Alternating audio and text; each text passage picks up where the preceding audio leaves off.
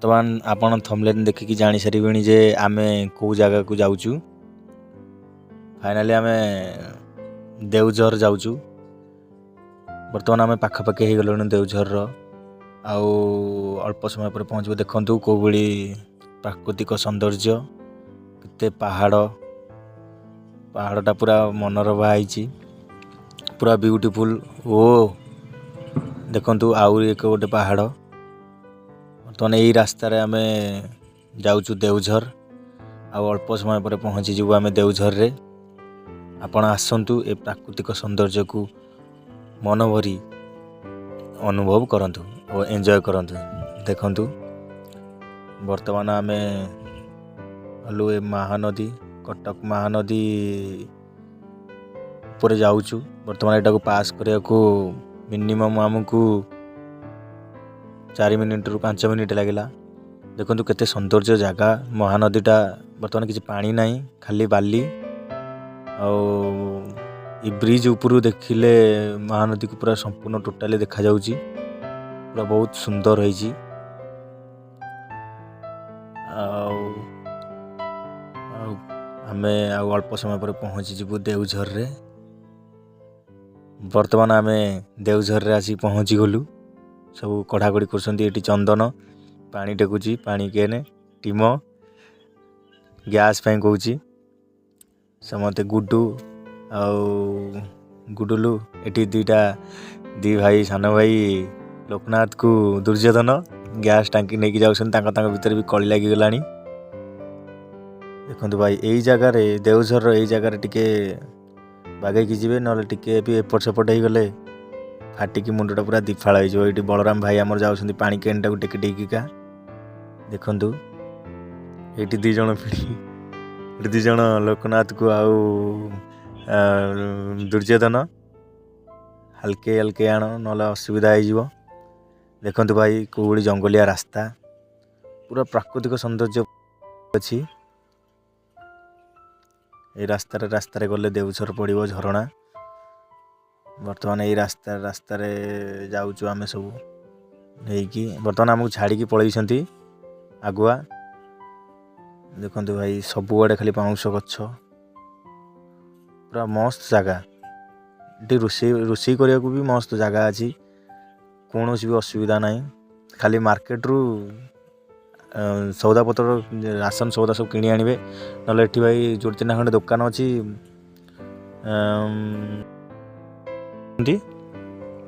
ଦେଖନ୍ତୁ ଏଠି ବଳରାମ ଭାଇ ଆଗରେ ଯାଉଛନ୍ତି। ଏ ଆମର ବଡ଼ ମୁଖ୍ୟ କାର୍ଯ୍ୟକର୍ତ୍ତା ହେଇକି ଯାଉଛନ୍ତି ବଳରାମ। ଚାଲ ଏଠି ବି ବର୍ତ୍ତମାନ କଳ ଅଛି, ବର୍ତ୍ତମାନ ଟ୍ୟୁବଲ୍ ଅଛି। ଟ୍ୟୁବଲ୍ରେ ପାଣି ବି ବାହାରୁନି। ଏଠି ପାଣି ବି ନେଇକି ଆସିଥିବେ ସାଙ୍ଗରେ, ନହେଲେ ହଇରାଣ ହେଇଯିବେ। ଏଠି ରୋଷେଇ କରିବା ପାଇଁ ଜାଗା। ଦେଖନ୍ତୁ କୋଉଭଳି ରାସ୍ତା, ପୁରା ଫୁଲ୍ ଜଙ୍ଗଲିଆ ରାସ୍ତା। କିନ୍ତୁ ଜଙ୍ଗଲିଆ ରାସ୍ତା ହେଲେ କ'ଣ ମସ୍ତ ଲାଗୁଛି, ସୁନ୍ଦର ଲାଗୁଛି ଜାଗାଟା। ବର୍ତ୍ତମାନ ଚାଲୁ ଏଇଠି 2 ଜଣ ଆମକୁ ଛାଡ଼ିକି ପଳେଇ ଯାଇଥିଲେ, ଗୁନୁ ଆଉ ଗୟାଧର। ବର୍ତ୍ତମାନ କ'ଣ ପାଇଁ ଆସୁଥିଲୁ ନା ପ୍ୟାଣ୍ଟ ସାର୍ଟ ସବୁ ଛାଡ଼ି ଯାଇଛନ୍ତି। ବର୍ତ୍ତମାନ ଆମକୁ ଛାଡ଼ିକି ସେ ସବୁ ପଳେଇଥିଲେ। ପଳେଇବା ଭିତରେ ଆମେ 3-4 ଜଣ ଯାଉଛୁ।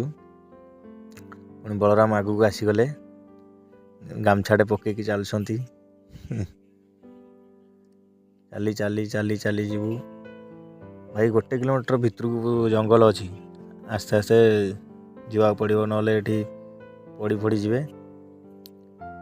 ଗଛ ଲତା ନିଲାଭ ସବୁ ବହୁତ ବଢ଼ିଆ ସୌନ୍ଦର୍ଯ୍ୟ ଜାଗା। ତାକୁ ବଢ଼ିଆ ଜାଗା, ପୁରା ଦେଖିବାକୁ ପୁରା ବହୁତ ସୁନ୍ଦର ଜାଗା। ଦେଖନ୍ତୁ ଫାଇନାଲି ଆମେ ଝରଣା ପାଖାପାଖି ପହଞ୍ଚିଗଲୁ। ଆପଣ ଦୂରରୁ ଦେଖି ଜାଣିପାରୁଥିବେ ଝରଣାଟା କୋଉଭଳି ଲାଗୁଛି। ବର୍ତ୍ତମାନ ଆମେ ତାଙ୍କ ପାଖକୁ ଯିବା। ଝରଣା ପାଖକୁ ଯାଇକି ପୁରା ଟୋଟାଲି ଆମେ ଝରଣାକୁ ଆପଣଙ୍କୁ ଦେଖେଇବୁ କେମିତି। ଦେଖନ୍ତୁ କେମିତି ପାଣି ନିର୍ମଳ ଆସିଗଲା ଦେଓଝର ଝରଣା। ଦେଖନ୍ତୁ କେମିତି ପାଣି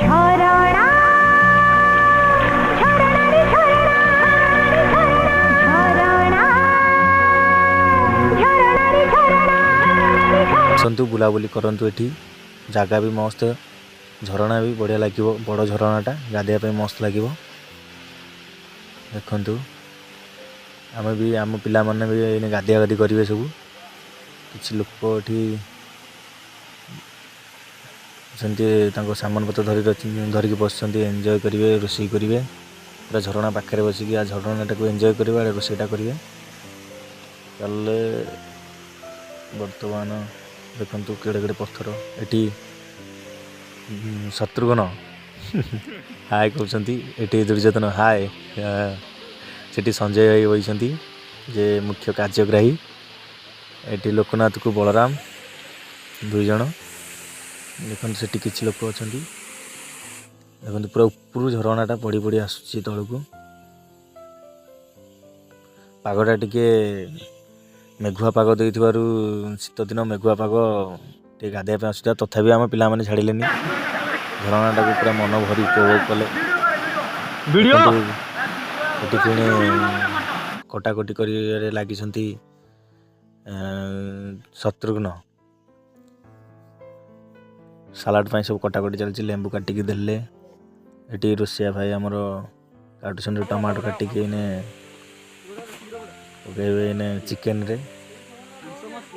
ବର୍ତ୍ତମାନ ପିଆଜ ତେଲ ସବୁ ପଡ଼ିକି କଷାକଷିଟା ଚାଲୁଛି। ବର୍ତ୍ତମାନ ଆଉ କିଛି ସମୟ ପରେ ରୋଷେଇଟା ବି ସରିଯିବ। ବର୍ତ୍ତମାନ ଏଠି ଲୋକନାଥ ବସିଛନ୍ତି। ଏତେ ଶୀତ ଗାଧୁଆ ଗାଧି କରିକି ଆସି ପୁରା ଥର ହୋଇଗଲି। ଗ୍ୟାସ୍ ମୂଳେ ବସିଛି। ବର୍ତ୍ତମାନ ପିଆଜକୁ ଟମାଟୋ ସବୁ କଷାକଷି ଚାଲିଲା। କଷାକଷି କରିଲା ଭିତରେ ଏଠି କିଛି ପିଲା ବି ବସିଛନ୍ତି, ସବୁ ଗାଧୁଆ ଗାଧି କରିକି ସବୁ ଥଣ୍ଡା ଜୋରିଆ ହେଇଯାଇଛି। କାରଣ ମେଘୁଆ ପାଗଟାକୁ ଶୀତ ଦିନ ଗାଧୋଇବା ପାଇଁ ଏଠି ସବୁ ଲାଗିଗଲେ। ସବୁ ଛେଚା ଛେଚି ପାଇଁ ଭାଇ ଛେଚାଟା ଆମେ ଭୁଲି ଯାଇଥିଲୁ, ସେଥିପାଇଁ ଗୋଟେ ପଥରକୁ ଧରି ଯାହା ଯେମିତି କରି ଛେଚା ଛେଚି କରି ଆଡ଼ଜଷ୍ଟମେଣ୍ଟ କଲୁ। ବର୍ତ୍ତମାନ ଚନ୍ଦନ ଏଠି କ'ଣ ମୁଣ୍ଡରେ ଦେଇ ଦେଉଛନ୍ତି। ଏଠି ଯିଏକି ମୁଖ୍ୟ କାର୍ଯ୍ୟଗ୍ରାହୀ ସଞ୍ଜୟ ଭାଇ ଛେଚା ଛେଚି କରିବା ଷ୍ଟାର୍ଟ କଲେଣି।